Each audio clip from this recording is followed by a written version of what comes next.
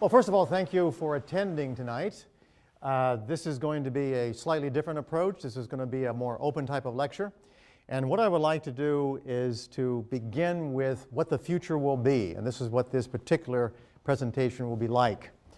So this is the human brain, as you probably have seen on many occasions, but in actual fact, that's not the real human brain. The human brain is alive, and if you measured it, this is what it would look like.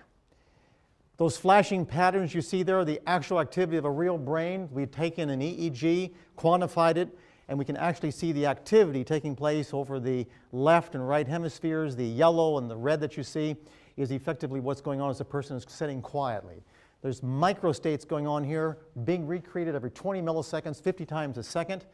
There are about 4 basic microstatic patterns, which are the building blocks to consciousness, just like pairs, sets of DNA or base pairs are the information for the last 3 billion years of genetics. Person's quiet. So the question is, suppose you have had access to information within every other person's brain and they had access to yours. What would happen? Has it happened? Can it happen? And what would it mean for the future of human societies? No more secrets. And tonight, that's exactly what we're talking about. Suppose you had access to the information of every other brain on this planet. No more secrets. Are we all connected? And the answer is yes. We are all immersed in the Earth's magnetic field. The human species is about 7 billion conductive brains, all sharing this field. Think of 7 billion wires, all immersed in the Earth's magnetic field. This field contains enough energy to store the experience of every human being who has ever lived. It's an easy calculation. Just think about that. All the information of every human brain that's ever lived has the potential to be stored in the Earth's magnetic field with lots of energy left over. There's the Earth's magnetic field. You've seen it on many occasions. In fact, the strength of the magnetic field induced in every brain, right now you're being induced, to put it this way, you are immersed in the Earth's magnetic field, is penetrating through your brain, through your body. And in fact, the strength of the magnetic field induced in every brain by the Earth's magnetic field, when all brains are considered, is almost identical to the strength that each brain generates. Your brain generates in the order of about a picotesla, which is about a trillionth of a Tesla, much weaker than the Earth's magnetic field. But that's the operational intensity. But what does it mean? It means simply this. Such convergence produces the conditions that allow global resonance and the possibility of a human hologram. That is, 7 billion brains, basically immersed in the Earth's magnetic field, all with similar intensities, the whole equal the sum, and the sum equal the individual equal the sum. That sets up the conditions for a hologram. Calculations suggest that the time required for an event in one human brain to diffuse into all other human brains on this planet would be about 10 minutes.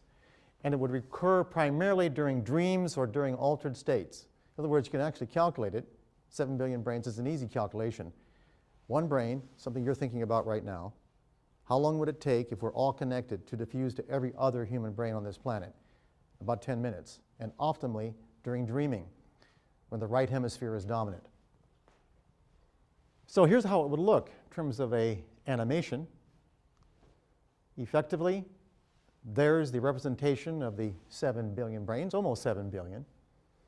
And ultimately, this connection would take place over time in roughly about 10 to 15 minutes, particularly if you were dreaming, because there's something very different about the right side of the brain, the right hemisphere.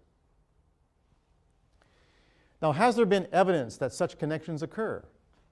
Yes, for decades, verified cases indicate that some people's sudden experiences about a crisis to or death of a loved one occurs on days when geomagnetic activity is quietest. The experiences usually occur during a dream state. Let me give you an example. On the evening of the 5th January, I was visiting, this is from a middle-aged woman. This is one of many cases. These kinds of cases have been recorded certainly since the 1870s. Massive booklets containing this information. On the evening of the 5th of January, I was visiting in my kitchen with some friends. Suddenly, I felt my face flush and I felt ill. In a matter of minutes, I was out cold. My friends carried me to the living room and placed a cold cloth on my head. They said I opened my eyes and stared for 15 minutes. When I came to, it was exactly 10:30 p.m. That night I was ill and vomited several times. I kept crying and thinking about my sister. Every time I thought about our mother, I felt depressed. The next morning at 7 a.m., my mother called. She was crying and extremely upset. She told me that my sister, who lived 200 miles away, had died suddenly the night before at exactly 10:30 p.m. Now, that's a classic one. Now, when does it take place? Well, usually it takes place when the geomagnetic activity is less intense. This is an example of a geomagnetic pattern recorded right here in our laboratory at Laurentian University. You can see the perturbations. This is a very active kind of night, a geomagnetically active kind of period. You're looking at various components here. On the other hand, on quiet nights, which is the next one, you can see the difference. In other words, when it's quiet, when it's geomagnetically quiet, the connections between all 7 billion brains have greater possibility. When there's more perturbation, it's like having more noise in the system. Very weak effects, but very strong and emotionally significant impact. Classic example comes from an experimental study. Remember, the most important philosophy that human beings have ever developed has been science and the methodology of science. The most powerful and potent tool has been the experiment. This is an experimental kind of study in where individuals who are dreaming in one room and simply engaging in ordinary dreaming in another room, a person is looking at a picture, a target, a picture. And what we find, and this is the work done at the Maimonides Dream Hospital, or dream studies, what we found is that when individuals are dreaming and someone in another room is looking at a picture, under certain nights, when you look at the dream content, is exactly what the picture was the other person was looking at. And it's so obvious that not only does the dreamer know, but if you gave the description of the dream and a series of different pictures and said, pair the dream content with all of these pictures, they'll pick the exact picture that was being concentrated upon. Notice that the black circles indicate that when the geomagnetic activity was quiet, very, very quiet, that's when the dream content of the dreamer corresponded with the details of the picture upon which the other person was concentrating. Now think about that. Every time you sleep near someone, are they influencing your dreams? Or at a distance, for that matter. But those are correlational studies or experimental studies. Here's a more important question. Why don't these experiences occur more frequently? Or is your brain more like a television remote that is randomly changing channels and ever so often overlaps with the source? What would happen if a procedure was developed that allowed direct access to whole information, to all of it? All right? Suppose there was a technology, and that's what we're talking about tonight. Can the ability to access information at a distance be trained? And the answer is yes, it is, and we've trained it. One such person is Ingo Swann, who helped develop the phenomenon of remote viewing. Ingo Swann is the individual, and this is Ingo. Ingo Swann was involved with the development of this remote viewing for the Central Intelligence Agency for the United States many years ago. The idea is, can you access information at a distance? As opposed to saying it can't happen, suppose we say it does happen. You realize, let me ask you this. If I told you 200 years ago that I had a device that I could put to your ear and you could hear what was going on the other side of the Atlantic, you would say that's crazy. But now we call it a telephone. Right? If I told you 400 years ago that I had a device which allowed me to measure and represent your friend, and I could play it back long after he was dead, and you could see that person, you would think it was magic. That's called filming. That's called a video. So think of it this way. Suppose there is a technology that allows us to have access to every bit of information that's available in the geomagnetic field from all of your brains. That's what he did. Well, let me show it to you. He learned to identify experiences that originated primarily in his right hemisphere as pure images and experiences. Here are some examples while he was sitting in a closed chamber in our laboratory here at Laurentian University and asked to draw what experimenters were seeing based upon random selection of targets. So here's what we did. We had experimenters walk by a hallway, and we would randomly give them an area somewhere within 15 minutes of Laurentian University. They had 15 minutes to get there. They would simply look at the target. These were randomly selected targets. Let me give you just a few. This is where you begin drawing. Curved building, tall vegetation, angular, natural, breeze, cool, convex, motion of some kind, a sense of vista, a smokestack in the distance, arena, trees, sense of a conveyor, smell slightly bitter.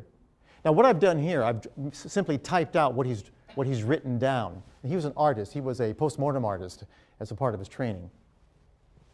Car, more than one. Slight slope, grotto, mine, entrance to, round and large, distant stack, road. Now don't forget, he's sitting in a chamber now, and we're measuring his EEG. And we've enhanced its capacity with the technology I'm going to show you in just a few minutes. All right? Two major cuts near a closure, depression, circular, something goes in, motion or movement, conveyance motion, cars. And what was the target? You all know what it was. The target was the experimenters had gone to see Science North. There's what he drew. That's what it looks like. He had no idea what was going on. These were randomly selected targets. I'm showing the ones that are most conspicuous. There are many others. Here's a bird's eye view. This is all published in scientific journals, incidentally, and you can access them by simply Googling it on the web. Another target was a Catholic grade school with lots of windows, stalls for bicycles, a figure-8 shaped inside hall system, and a consistent pool of water along the edge of the property. Here's how he started. He had no idea. Remember, this happened on several days. And even the experimenters didn't know where they were going until they opened up the envelope outside the laboratory in the parking lot. And then they had 15 minutes to get there. Okay? Tall, sense of massive, windows, reflections, stones, hear water, pool. People walking, a sense of business, glass, bars, several of them, those bar-type things, buildings. Glass, throwaway, slope, colors. Now glass, now the bars he's talking about are like bicycle-type things, where you put in bicycles. And of course, he concludes it's something like a church or a school of some type. Remember, he's not from around here. He has no idea what the target is. But it's even more than that. If randomly selected photographs, particularly with emotive and meaningful components, were placed in another room, on a table, in envelopes, he could draw the details. Okay, so in other words, what we had effectively in another room, there's a table, roughly 100 different pictures in envelopes, randomly selected, one laid down. He's still in the chamber. We're measuring his brain activity. And he begins to draw. Here's one for you. Deep feelings. And I've actually, this is the actual words that type larger so you can see them. You can see his pictures. Dark but airy, undulating like a boat, watching, gloomy, stars. Clandestine romance, I'll tell you about that later. Okay? Actually, it turns out in that table, on that table, two graduate students had, how shall I say it, interesting intimacies. Feeling of points or seeds, struts, electricity, feeling of awesome. What could possibly be drawn like that? The answer is the target, a tornado. How close can you get? Other ones, for example. This is one of the hidden pictures, and this is what he drew. World not responding, awash like a tunnel, morose, impact, hatred, into depths, police. This was a terrorist explosion of an airplane. And notice something very interesting. That even down to the components are being drawn.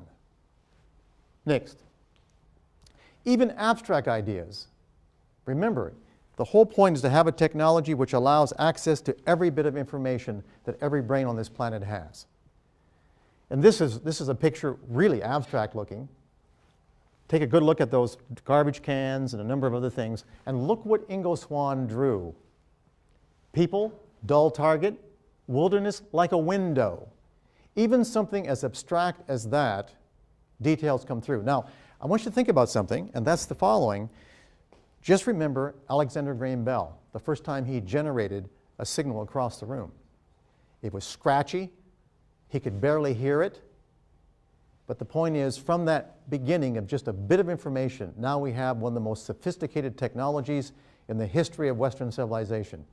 We have the telephone communication system. You've got to start somewhere, and then you perfect the technology. Okay, that's Ingo Swann. Was he always successful? Well, most of the time.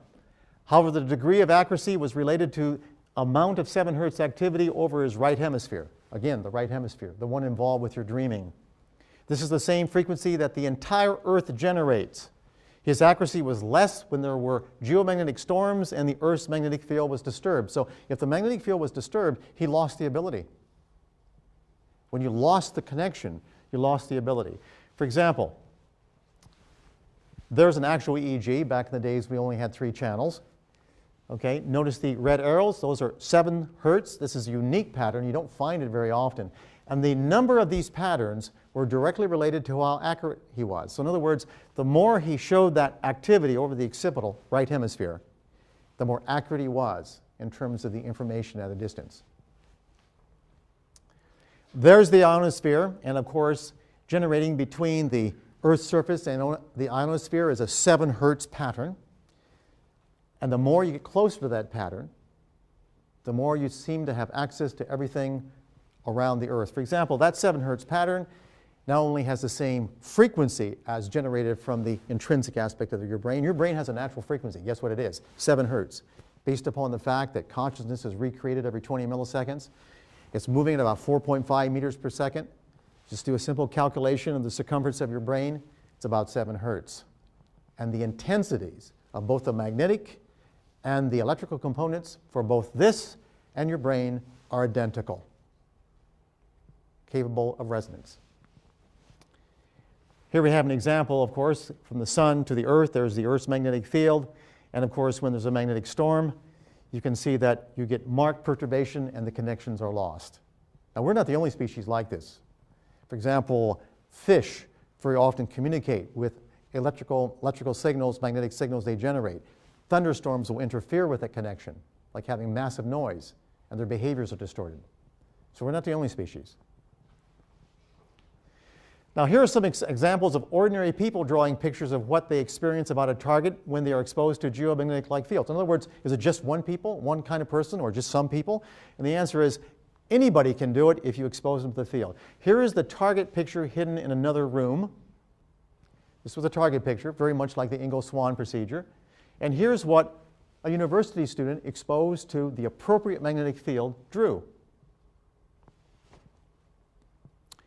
Look at the connections. Remember, this is a situation very much like early Bell, because it's very, very scratchy at this point, but look at the essentials. Go ahead and connect them. We can see, for example, the emphasis on the shape, the eye. Remember, this is hidden in an envelope. The actual mechanical kind of individual, you can see from the outline yellow. And of course, there's always something called analytical overlay. Don't forget, this is right hemispheric. So this is all emotive and visual patterns, and it has to be translated to language.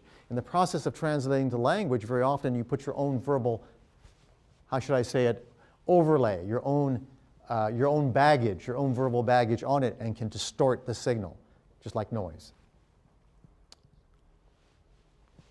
Here's another target, hidden in another room. There's the picture, hidden in an envelope, person's never seen it. This is what the person draw if it's exposed to the appropriate configuration of magnetic field. Here's the drawing. Shall we see the connection? Take a good look. Not as sophisticated as Swann, but this is a university student with only 5 exposures to the procedure. Again, there's the woman in the back. All right. This fragment here, we're blowing it up a bit more, you can see. And finally, you can see that's purple glass written there. He's written purple glass. That entire area was purple. Now, this is not just a unique thing. This occurs repeatedly. And I'll tell you exactly what the patterns are later on. The most intense phenomena were these. When another person in another room is looking at a target and at the same time as the second person is sharing the same magnetic field, the accuracy becomes greater. So in other words, if you have one person here, you generate a condition that produces the same kind of magnetic field that influences the brain at the consciousness recreation pattern, what you'll find, if whatever that person's looking at, the other person can actually draw accurately. Well, let me show you. Can the average person access distant information? At Laurentian University, we developed a technology by producing a device whereby the same complex magnetic fields are shared by two people separated at a distance. When that happens, the two brains become one. Okay? So here we have the actual technology. You can see one chamber. That's what we call the octopus. It's basically 8 solenoids that produce a accelerating configuration, a second derivative magnetic field. There's what it looks like. There's the person in one room. All right, with the octopus, there's a person in the other. Here's some examples. The actual target picture that one person is looking at is on the right hand. You've seen that as the bridge down here in Sudbury. What they're drawn, what the other person's drawing, sitting in a separate room, and you can see the actual drawing, and you can actually see the letters or the words up there, and we've amplified them for you. Motion, bright long, vertical lines, wormhole, crowd, flower, explosion, passing stuff moving through. The essential aspects of that hidden target have been extracted and now are being shared by the two different people who share the same magnetic field. Their brains, both those brains are now effectively one. But the effect extends experience. If both people separated by distance share the same configuration of magnetic field, a light flash, just a light flash, to one person affects the brain activity of the other sitting in the dark in another room. So what we found is that we can connect it to actual light, all right? The photon emission energy from the brain while a person is sitting in the dark is about 10,000 times less than the stars on a cloudy night, but we can measure it with photomultiplier tubes. However, it's 100 times more intense than the energy from the cosmic rays that pervade the universe. Now, I know you're thinking that this is really, really weak, but let me do an experiment real quick. Okay? Effectively, you're listening to me right now, and the sounds you're hearing are in the order of about a millipascal in terms of pressure. That's what you're listening. About 40 to 50 decibels, a millipascal. And presumably you're listening to me. Right now, above you, there's over 100 kilopascals of pressure. 1 billion times more pressure on your body right now than the pressure associated with me talking with you and you listening. Can you hear the atmosphere? It's 1 billion times more. Of course you can't. It's not the intensity. It's the pattern. The pattern is the critical thing. So never underestimate the importance of the pattern. It's not the intensity. And furthermore, if we take something like this, like one of these nice little cinnamon, and I drop it just like that. I dropped it this way. That's about a microjoule of energy. Now, for you to see a light in the dark, that only takes about 10 to the minus 17th joules. That's a decimal point followed by 16 zeros and a 1, which means this is a microjoule, which means that energy from dropping that right now would be enough to light up every eye of every human being on this planet. The critical thing is the energy and the pattern that detects it. Never think bigness is important. So, here's what happens. If, for example, we have one person in one room having a flashing light, another person in another room completely in the dark, and they only share the magnetic field, a special kind of configurational magnetic field that produces a synthetic consciousness, making both brains the same. When there is no flash in the other room, this person has theirs on the left, that's what's coming off the side of their head. If the person in the other room is seeing a flashing light, an ordinary, dull, flashing light, the person sitting in the dark, their brain also generates light because they're connected, even at a distance. Is there evidence of information transfer? We are now measuring photon emission from the human brain. That's how we think it's working. And you can see, if we took you, for example, and we ask you to sit down inside of a quiet room, and on the left hemisphere, the left side of the brain, right hemisphere, right side of the brain, notice that when the person is simply relaxing and just thinking about casual thoughts, for example, like something easy and refreshing, like how many hours I'm going to study tonight. On the other hand, if on the focus you say, okay, now I want you to think of white light. Just think of white light. Right? That's all you have to do. Notice the left hemisphere doesn't do anything. The right hemisphere, if you're relaxing, doesn't differ. The vertical axis is the amount of energy, and I can tell you what it is about 10 to the minus 11 watts per meter squared. All right. You can't see it. You need a machine, a photomultiplier tube to see it. But notice on the right hemisphere, when you ask a person to just think of white light, notice that under focus on the right hemisphere, there's almost a doubling of output. That's right. And now we know in neuroscience that it's very likely, Bocan and other people have actually shown this, that there's light emission from retina, that when you're actually thinking about white light, there's just not action potentials and neurons firing, there's actually photons being emitted within your brain. Right? Actual photons, and we can measure them. The minute you have photons, you have access to almost everything. Right? Now, when there are photons involved, the phenomenon of entanglement becomes real. This means that what happens to one person is reflected in another regardless of space or time. Here's an animation of what we're talking about. That's entanglement. In other words, entanglement means that effectively, the minute you have two people connected, photons here and photons here, we really don't know right now when that photon is flashing in the other room, is it the same photon that shows up in the other person's brain instantaneously, or there's simply entanglement. But if you have entanglement, you understand what that means. That means you have information at a distance. You change something here, you change something here instantaneous. Already physicists are doing this. They call it teleportation because they're a bit more dramatic. All right. But in actual fact, they've already done it up to over 100 kilometers. Change the polarity on one, the other one changes instantaneously. That's the first stage to having information from everywhere. Right? Now, if one has the technology and access the appropriate patterns shared by other brains, information can be accessed. We can amplify, concentrate, and control what has been happening only occasionally for centuries. Now think about it. Like watching lightning. We did it for thousands of years, hundreds of thousands of years as a species. And then we mastered electricity. Look at the difference. We watched birds fly, wondering what it would be like.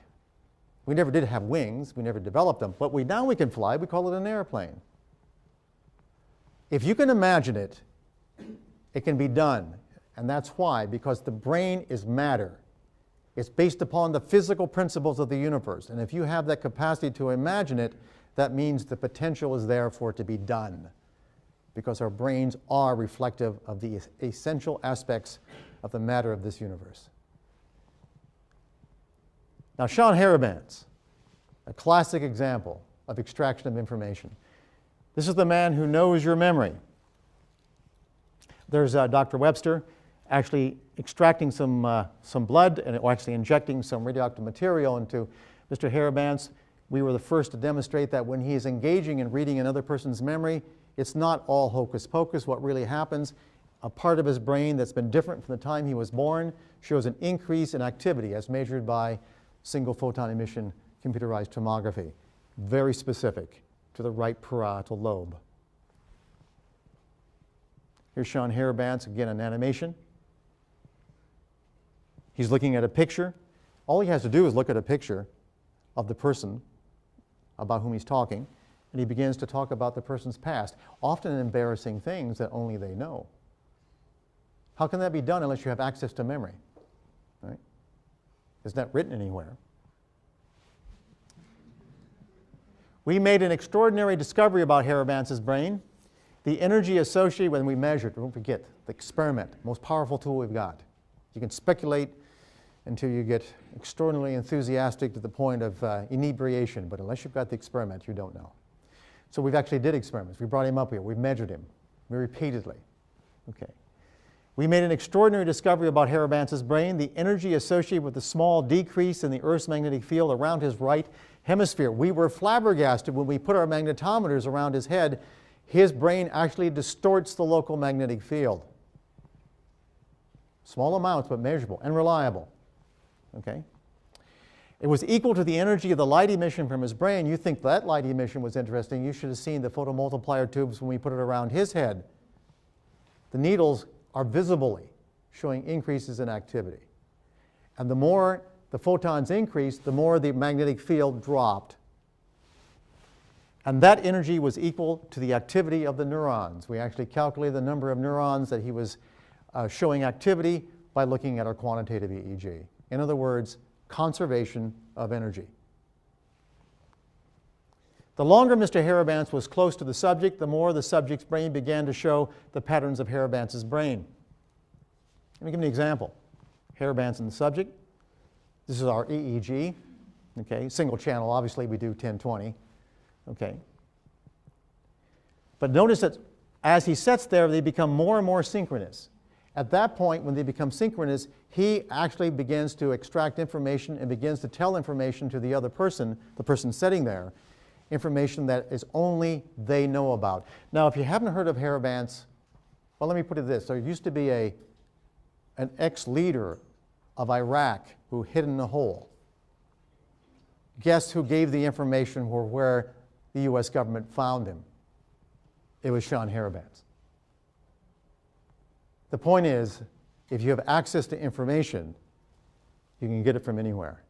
But we have to know what the mechanism is. Well, right now you say, that's unbelievable, Doc. That's so far-fetched. Well, let me ask you this. If you now have a radio system that's really, really good, you can pick up a channel from anywhere in the world. 500 years ago, if I'd have told you that, you'd have said that was crazy. We think his brain became connected with the brains of the people nearby through the Earth's magnetic field. Something like this. It seems to only work when he's close. Okay? So as he gets closer and closer, and we see it, we repeatedly, time after time, the more they're close to Harabanz, the more their EEG activity became like his. And we suspect that what happens is he began to extract information. I'll show you how in a second. During the connection, there was enhanced brain power at 7 hertz over his right hemisphere. You can see the red arrow. That refers to specifically the 7 hertz band coming off his brain. Remember the 7 hertz, intrinsic pattern to the Earth itself, the same pattern that Swan had, and seems to be something fundamental. Now, the 7 hertz is tied to something called the hippocampus, the gateway to memory. And if you access that, you access all the information that's being consolidated in your experience. Remember, your memories are nothing more than synaptic patterns. That's all they really are. And the gateway to that is the hippocampus. Is there another homogeneous field to which all of us are exposed? All right. There are the communication systems of the web, internet, and the massive electromagnetic matrix that it creates. I'm just giving you one. There's others, you know. Let's take a good look at it. That's sort of a diagram of it. You can see that effectively right now communication systems are so pervasive that we all are immersed in this background that we call communication systems. You know, interesting thing, at one time we used to have radar sent out and reflected back in order to see things at a distance. Now the electromagnetic density of all the communication systems are so great, they generate a shadow. We don't even have to generate radar emission anymore.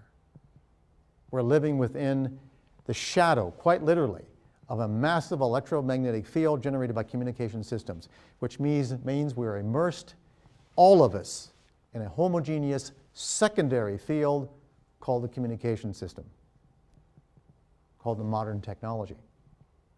And much of it is pulsed, very much within the range of the brain, the human brain. So I ask you this question. What would it mean if you and everyone else had access to the information of every other brain on this planet? I want you to think about that for a second. In fact, I'll repeat it. What would happen, or what would it mean if you and everyone else had access to the information of every other brain on this planet? So there's 7 billion of us roughly. what would happen? First of all, knowledge is the ultimate power. And as you know, revolutions occur when about 50%, and this is historical, when about 50% of the population becomes educated, that's when you have revolutions, historically. Okay? When they become literate. That's why people are often, and dictators are often against literacy or access to free information. But what would happen? Knowledge is the ultimate power. First of all, the control of populations is based upon a few having discretionary information over the many. Call them governments sometimes, right? Or administrations. Okay. Economic advantage derives from proprietary information. If everybody had equal access and knew what the other person was thinking, do you think there'd be rich people? Think there'd be poor people? And finally, the success of governments depends upon sequestered facts. Do you really think governments could have their power that they have right now if you knew everything they were doing? Of course not. We have seen the impact of leaking information through the web, haven't we? It's enough to make some people want to take the person who leaked it and bring them back and basically prosecute them for treason or some other kind of confabulated reason. What would happen if you had access to all information from every other human brain through a new technology that is now being developed? And the answer is no more secrets. Thank you.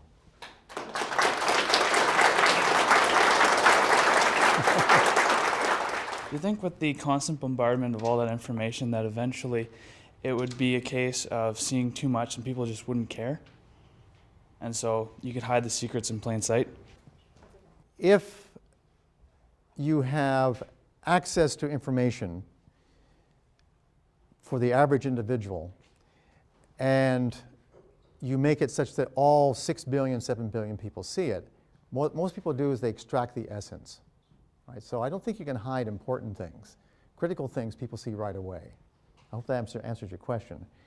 I think you're talking about sensory overload. And the answer is that, well, put it this way. If somebody suddenly realized that there's going to be a limited amount of food, I think most people would figure that out pretty quickly. Right? You wouldn't hide it very easily. Right? Fascinating talk. I'm very impressed. I don't know this area very much, but one thing I kind of try to understand is that since you or anyone else can have a vast amount of information you can get through this kind of system, then specificity, how you can achieve specificity. For example, in the beginning of your talk, right, you're talking about the sister's sudden death who was 200 miles away. Right. Then how on the earth there are 6 billion of different people on the earth and you have access to all this brain, then how can you specifically connect to your sister, for example? Do you think you have some kind of physiology difference or genetics involved in that? Well, what we can do, in terms of the question was, there's 6 billion, 7 billion sized brains. How do we get congruence? First of all, we know that genetically the congruence is much greater than suspected. And what we don't know right now is the actual fine-tuning, the actual, for example, if you're playing a radio, I mean, if you have systems or stations that are very, very close together, they tend to overlap. So the critical thing is how much discrimination there is. If we took a look at the fact that are all the brains that different, and the answer is probably not. There is going to be some overlap. There's going to be some distance factors in terms of we know that most of these phenomena tend to occur within a couple hundred kilometers. And the more genetically similar they are, the more likely there are to be congruent. In other words, identical twins, people who have reinforcement histories that are shared, are much more likely to have these kinds of connections. So to answer your question, it would be sort of like the technology we have to develop.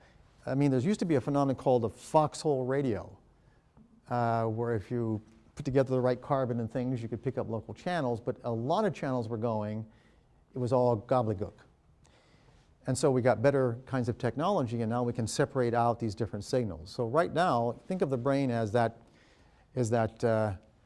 simple old radio system. And with modern technology, or with more sophisticated understanding of the brain, we may actually be able to discriminate these different sources. I don't know if that answers your question, but that's how I would accommodate it. The other feature, too, is to realize that, well, right now, I have a board here. At any given time, that's how much energy is associated with your thinking, the single action potential. Let's assume, for the sake of argument, you look like a very intelligent person, that you've got, let's say, at least 10 billion neurons that are activated. Okay, so that would be basically 10 to the minus 10th joules. Okay, and then assume that they're all firing about 10 hertz. That means roughly you got about 10 to the minus 9th joules. That's how much energy, about a nanojoule, is associated with your thinking at any given time. Now, in your lifetime, how long are you going to live? What do you figure? 100 years? Let's be really nice and give you a couple gigs, okay? We'll give you a couple gigaseconds, okay?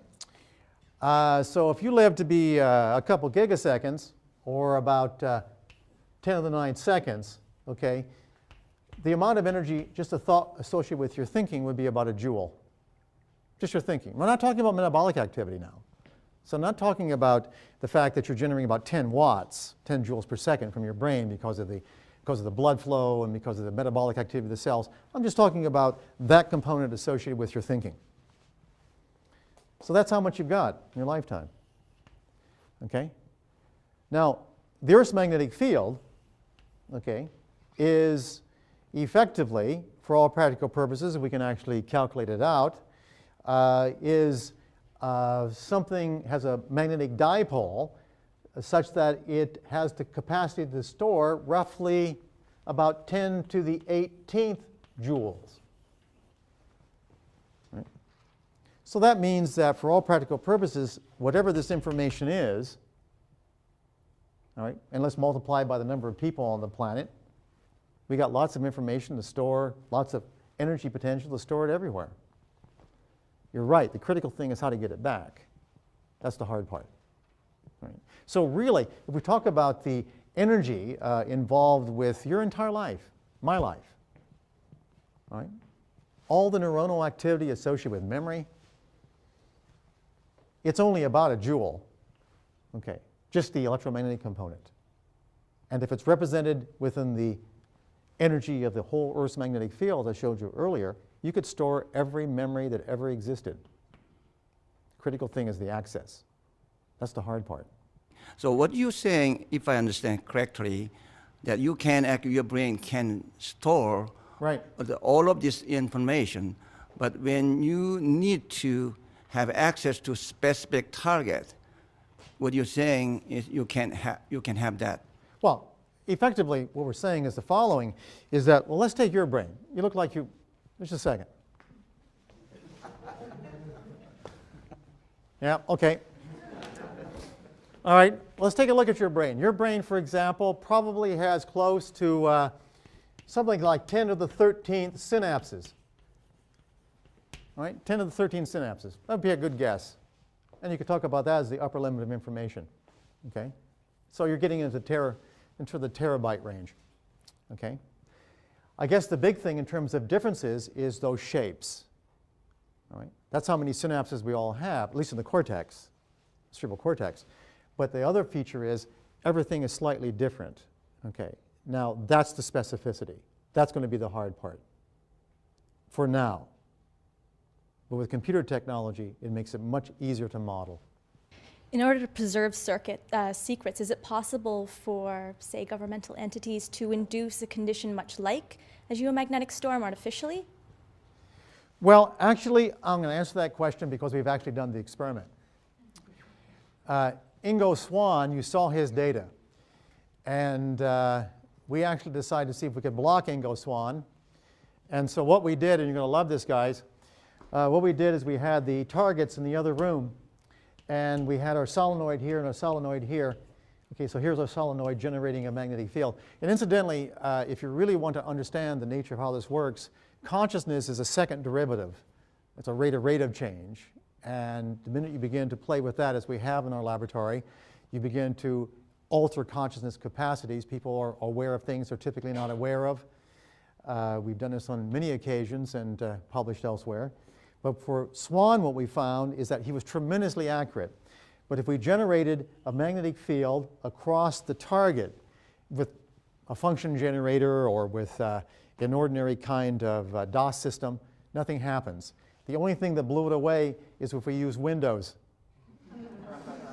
If we use a Windows-based system, if you've ever seen Windows, next time you get a chance, go ahead and do a spectral analysis. Windows saturates every frequency. It blows away every frequency. And that was the only time he could not detect, is when we used a magnetic field generated by a Windows system. Okay. So that tells you something, doesn't it? It's a great insulator, a fantastic insulator. Also, one of the interesting things that are taking place as the amount of communication systems increase, the number of unusual phenomena, the so-called paranormal phenomena, are decreasing. In fact, we now realize that as the density for cell phones and other kinds of electronics increase, the number of spontaneous phenomena, particularly in Britain, called haunts and others, are decreasing at the same rate. And it's not simply an artifact of people becoming more educated and less interested in the phenomena are simply disappearing. So if we start with the assumption that there's a materialist basis for consciousness, and we realize that the brain is a finite organ, then it seems to stand to reason that there should be a sort of quantitative threshold for the amount of consciousness that any brain can experience. Would that be fair to say? A quantitative threshold. At the beginning, certainly, we know the phenomenon called blind sight, where individuals who are technically blind, but yet they walk around objects. If you look at their brain activity using a PET or fMRI, you will find there's still a little bit of activity going on that allows areas of their brain that will allow them to unconsciously move around things. That's true. I mean, one of the things we found in modern neuroscience is that right now there's probably all kinds of changes taking place in your brain that you're not aware of. Well, at least until you start to dream. Because when you're dreaming, you suddenly become aware of these internal states. That's why dreams are so important in these phenomena. But on the other side of the coin, there are really two states, and you can think of it this way. In fact, this is something which is always the case. We have two states. We have matter and we have energy. Corpuscular, structural things, which takes place in synapses, and then the electromagnetic patterns, which technically are simply energetic, or you can think of it as force versus energy. And we know that when it comes to something like human behavior, we know that about 20 minutes of your memory right now, if you've been listening, is labile. It's electrically labile. If you were suddenly hit with an electric shock or something equivalent, you'd have amnesia. And the average is about 20 minutes, assuming no edema, assuming no swelling of the brain. About 20 to 30 minutes. So during this time, it's electrically labile. Electrically labile. Okay? During that time, this electrical ability is translated into the growth of changes within the brain. We call them spines on the dendrites, which are the little connections in the cells within the brain. It takes about 20 minutes for these things to differentiate and to grow and to make those connections. And of course, that is the representation of all of your experience. But here's what we've been finding. We've been finding, yes, in your individual brain that's the case. But just suppose during the same labile period, this information is being represented elsewhere. The time it takes for information, any electromagnetic information, and you can calculate yourself, to go from a brain, for example, into the geomagnetic field is about 10 to 20 minutes. In other words, just suppose there are two phases. One that go into the individual brain, represented as synaptic patterns, which, when it dies, it's gone. But what about the other information that's been represented elsewhere? And is that Physically possible? Absolutely. Does the Earth's magnetic field have the capacity to store that energy? Very clearly. What's the mechanism? That we don't know. But it's going to be like a hologram. Something like a hologram. So just working on the basis that the extraction of information is photonic based. And well, that would have to take into account all the quantum mechanics behind that. So without really bringing up cats in boxes, how can we be how could we be sure that we're actually extracting information by sending photonic light into someone's brain without actually changing the information? It's like, let's say, like everybody starts building cerebros in their own bedrooms or whatever. Okay. And we're starting to. Chat with me later. I think we have a plan. And everybody's starting to infiltrate each other's minds. Are they actually changing that other person's mind? Or are you actually just seeing the image? Because it's like chicken or the egg. Yeah, I mean, without going into this sort of lame philosophical argument that what would happen if one night everybody changed, if all the rulers of the world were changed, would you know it if you were using a ruler to measure it? And the answer is no, you wouldn't, because you've changed the reference point. The issue is that is the approximately 7 billion brains of our species being changed all the time? We don't know it because we don't have a reference point. Interesting philosophical issue. I think the critical thing to understand is that this phenomenon is like any other phenomenon. Some people have more of it than others. It's normally distributed. And the other feature is you can learn it. All right? And the other critical factor is that everything that we've ever done as a civilization, we've borrowed from nature. We've taken lightning and we made electricity. We watched birds and now we have flight. Even something as simple as what original Alexander Bell did. I mean, in terms of the small changes that produce the little scratchy sounds that now we use to generate music and all kinds of things.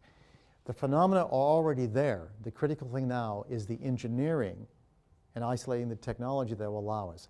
I want you to just think for a moment, what would it be like if every experience you've ever had, and even the ones you forgot, everybody else had access to? Right. Another thing is that while you were doing your experiments with swan and hairbands, were the participants or the people that were being read, did they feel something back as though, like could they feel that there was someone inside their brain? Or no, they did not. Anyway, most people did. Right. Just like the radio doesn't feel it's picking up the channel, okay? It's just simply an experience that people have. Great question, though. Thanks. You've spoken because about... most of the time when thank you, just a second, because what I'm chatting about now, if you remember No More Secrets, I mean, I want you to imagine just for a second that governments had no secrets. University administrations had no more secrets. All right. What would it be like, all right, if that power of keeping away information, of that power of ignorance was no longer present? The world would be different forever. Go ahead. You've anticipated my question very nicely. Okay. Thank you. You've spoken of what happens to governments, large populations, when a certain proportion of people become literate. Right. And literacy, of course, is a way of sharing information. Right. So perhaps what you're speaking about now with No More Secrets, this is a new sort of literacy in which we're seeing really, we're being able to read the record of the entire human population forever. Well, so therefore, what do you suspect would happen? What would you predict would happen once this, this skill that can be learned would be achieved by a significant proportion of the population? Well, I would say the following. I mean, just suppose right now you could feel the searing, burning bullet of whoever's being killed in northern Africa right now. Or just suppose right now you could feel the unbelievable torture of having your stomach empty in Central Africa. I'll guarantee you there'd be no more war and there'd be no more starvation. That's one of the implications. An empathic civilization. That's right. Thank you. Yeah.